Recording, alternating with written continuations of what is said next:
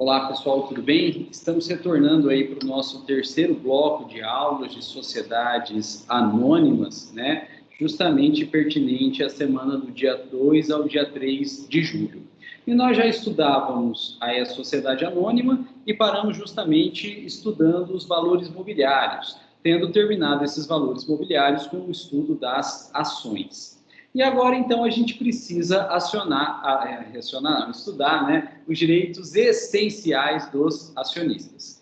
E o primeiro direito essencial dos acionistas é a participação no lucro. Então, se a sociedade ela vier a dar lucro, e a gente torce para que dê, esse lucro, então, tem que ser distribuído, repartido entre os acionistas. Só que não é tão simples assim essa repartição de lucro. Por quê?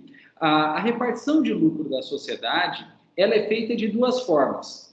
Uma parcela desse lucro fica com a própria sociedade, a título de reserva legal, o que normalmente é estabelecido em 5% do lucro líquido até o limite de 20% do capital social.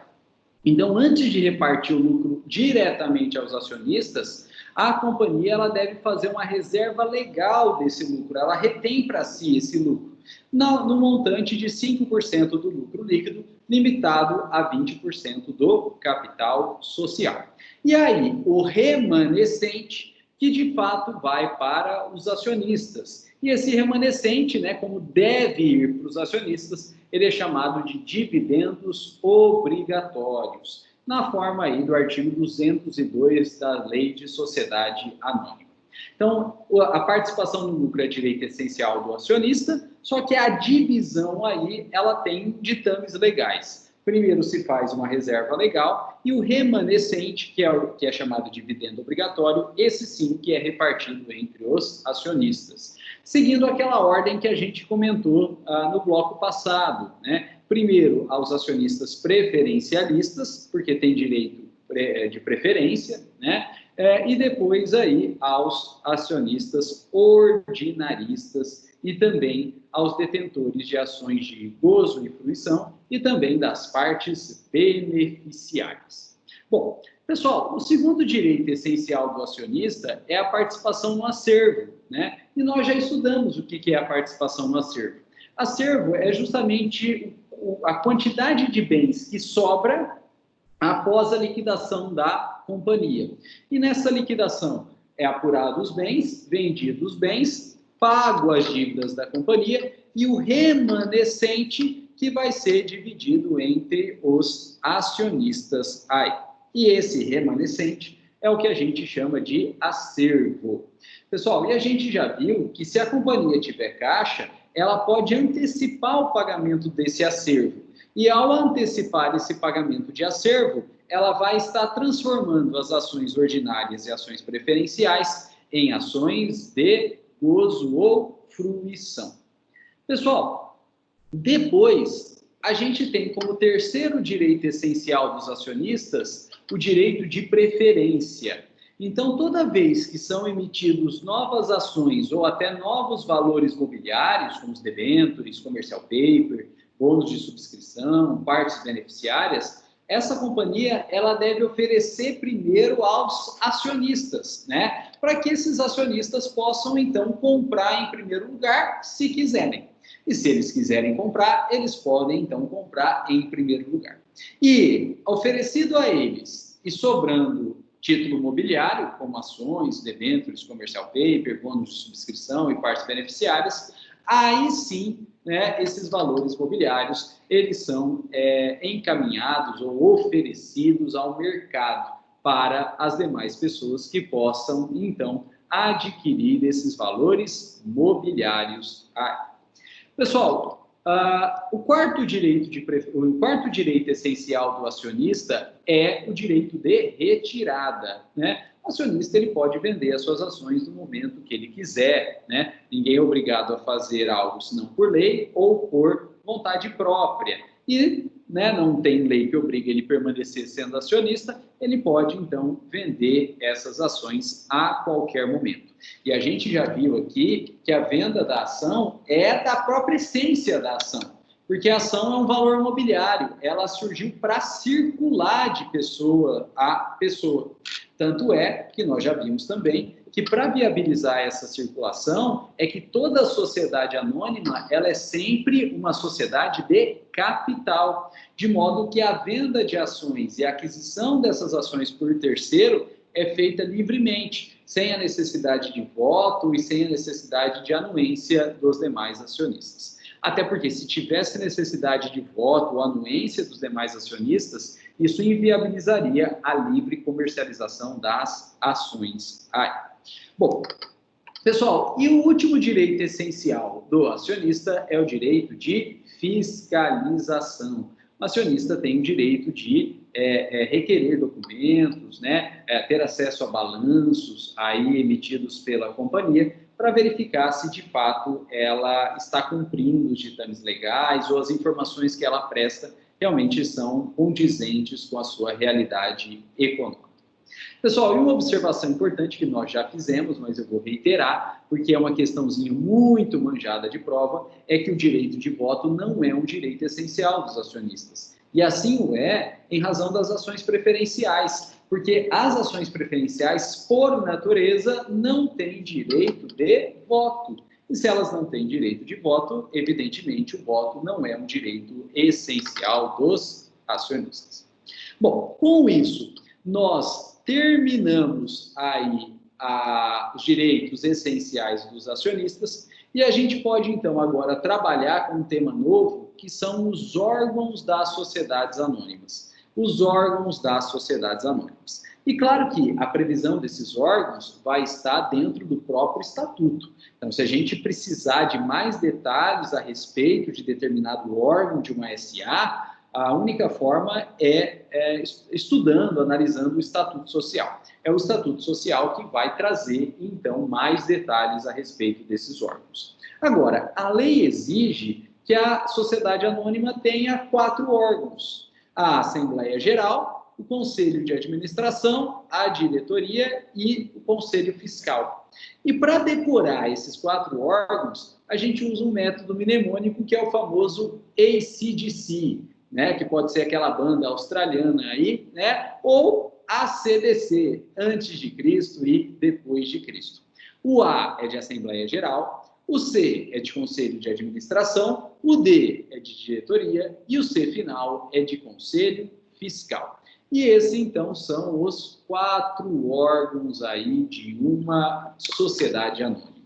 E a gente precisa agora, então, justamente ver as características gerais desses 4 órgãos da sociedade anônima aí. Lembrando que os detalhes específicos devem ser analisados casuisticamente, né, dentro dos estatutos das sociedades anônimas. Bom, pessoal, começando pela Assembleia Geral. Gente, a Assembleia Geral é um órgão obrigatório. Então, toda SA, toda sociedade anônima, evidentemente, ela tem que ter uma Assembleia Geral. E a Assembleia Geral, ela é o órgão máximo da sociedade anônima, porque é ela que delibera e toma as decisões sociais, inclusive nomeando os componentes de todos os outros órgãos. E é por isso que ela é o órgão máximo, porque ela, ao nomear os componentes de todos os outros órgãos, inclusive a diretoria, ela acaba por exercer poder, então, sobre esses demais órgãos, inclusive sobre a diretoria. Então, a Assembleia Geral, ela é o órgão deliberativo e é o órgão máximo aí da sociedade anônima. E sendo assim, pessoal, ela é composta por todos os acionistas. Todos aqueles que detêm ações, eles compõem, então, a Assembleia Geral. Seja detentor de ação ordinária, que é o acionista ordinarista, seja o detentor de ação preferencial, que é o acionista preferencialista, e seja também o detentor de ação de gozo e fruição, aí, né? De modo que todos os acionistas compõem a Assembleia Geral. Agora, tem um detalhe importante. O acionista preferencialista, ele não tem direito de voto, mas ele compõe a Assembleia Geral, porque ele pode participar dessa Assembleia Geral. O que ele não vai poder é votar na Assembleia Geral, mas ele tem direito de participar dessa Assembleia Geral. Então, mesmo o acionista preferencialista, ele compõe, sim, a Assembleia Geral. O que não vai ter é voto, é direito a voto, mas ele tem direito de composição da Assembleia Geral. Pessoal, e essa Assembleia Geral, ela pode ser ordinária, que é aquela realizada pelo menos uma vez por ano, nos 4 primeiros meses do ano, principalmente para fins de aprovação de contas, né? Aprovação de contas e também como forma de justificar a repartição de lucro dentro dessa Assembleia. Agora, havendo alguma eventualidade ao longo do ano da operação dessa companhia, é possível também a designação, a convocação de Assembleia Geral Extraordinária. Por exemplo, para a exclusão de determinado membro da diretoria ou de conselho fiscal, né? É possível, então, a convocação aí de Assembleia Extraordinária. Então, a gente tem a Assembleia Ordinária, que é realizada todo ano, nos 4 primeiros meses do ano, principalmente para fins de aprovação de contas e repartição do lucro aí, e a gente tem também as Assembleias Gerais Extraordinárias para fins de alguma eventualidade, como, por exemplo, exclusão de determinado membro de determinado órgão aí dentro da SA. Bom, além da Assembleia Geral, existe um segundo órgão aí, né, dentro das sociedades anônimas, que é o Conselho de Administração. Aqui tem um detalhe. O Conselho de Administração, ele é um órgão facultativo nas companhias fechadas. Ele é um órgão facultativo nas companhias fechadas. Então, veja, a companhia fechada, ela pode ter Conselho de Administração, como ela não ter Conselho de Administração.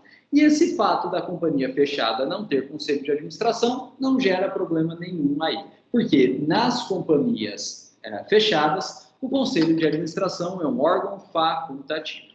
Agora, pessoal, nas companhias abertas, o Conselho de Administração é um órgão obrigatório. Nas companhias abertas, o Conselho de Administração é um órgão obrigatório. Então, existe uma questão muito clássica de prova aí, em que se pergunta quais são os requisitos para uma companhia fechada abrir o seu capital e se tornar uma companhia aberta. A gente já viu que para isso, para se transformar numa companhia aberta, é necessária a autorização da CVM. Mas quando a gente olha as alternativas, em nenhuma delas está escrito autorização da CVM. E aí? E a resposta correta vai ser criação do Conselho de Administração. Por quê? Porque na companhia fechada é um órgão facultativo. E não tem. Mas não tem problema nenhum, porque é facultativo. Agora, se essa companhia fechada, que não tem Conselho de Administração, quiser abrir o seu capital e se transformar numa companhia aberta, em companhia aberta, o Conselho de Administração é um órgão obrigatório, de modo que é necessário, então, que antes de abrir o seu capital e até antes de requerer a autorização da CVM, essa companhia crie, então, um Conselho de Administração. Pessoal, e esse Conselho de Administração, ele é um órgão consultivo. Ele visa orientar tanto a Assembleia Geral, quanto a própria diretoria da sociedade anônima.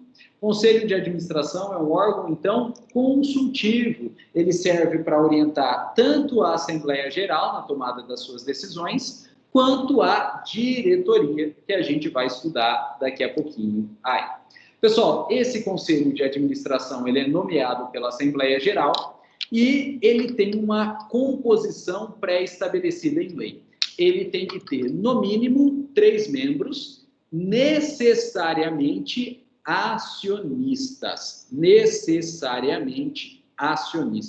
Né? Então, o Conselho de Administração ele é nomeado pela Assembleia e ele tem que ter, no mínimo, 3 membros e, necessariamente, aí, acionistas. Tem que ser acionista para ser membro do Conselho de Administração. Pessoal, aqui no Brasil, não é algo tão comum, não é algo tão famoso, ou não é algo que, infelizmente, nós damos muita importância a ele. Mas nos Estados Unidos é um órgão extremamente importante. E lá nos Estados Unidos é comum que o presidente de uma determinada companhia ele seja membro do Conselho de Administração de outras companhias. Para quê? Para que se tenha uma interação de mercado bem interessante aí. Então, uma determinada pessoa é presidente numa companhia e membro do conselho de administração de outra companhia, de outra sociedade anônima aí. Inclusive, políticos famosos, ou na verdade agora ex-políticos, que já não detêm mais cargos públicos, eles acabam sendo chamados como membros de conselho de administração da companhia, porque eles têm muito conhecimento, eles têm muita influência e isso acaba, claro, abrindo portas para aquela determinada companhia aí. Então, é algo bastante interessante. Eu já comentei aqui, numa aula aí, que a ex-presidente Dilma Rousseff, ela foi membro, e até, na verdade, presidente do Conselho de Administração da Petrobras, Ela foi membro aí do conselho, presidente do Conselho de Administração da Petrobras. Mas veja que muito se falou sobre isso e muito se imputou negativamente a ex-presidente Dilma, em razão de problemas na Petrobras aí, Mas, na verdade, ela como membro ou até presidente do Conselho de Administração, ela não tem responsabilidade direta. Porque, como eu disse para vocês, o Conselho de Administração é um órgão consultivo, não é um órgão que toma a decisão. Não, ele vai orientar que a Assembleia Geral tome a decisão, ele vai orientar que a diretoria tome a decisão, mas não é ele, Conselho de Administração, que toma a decisão. Portanto, também não há a responsabilidade direta aí do Conselho de Administração. Bom, pessoal, o terceiro órgão que a gente tem é a diretoria. E a diretoria é um órgão obrigatório, sempre. Seja para companhia fechada, seja para companhia aberta, a diretoria é sempre um órgão obrigatório.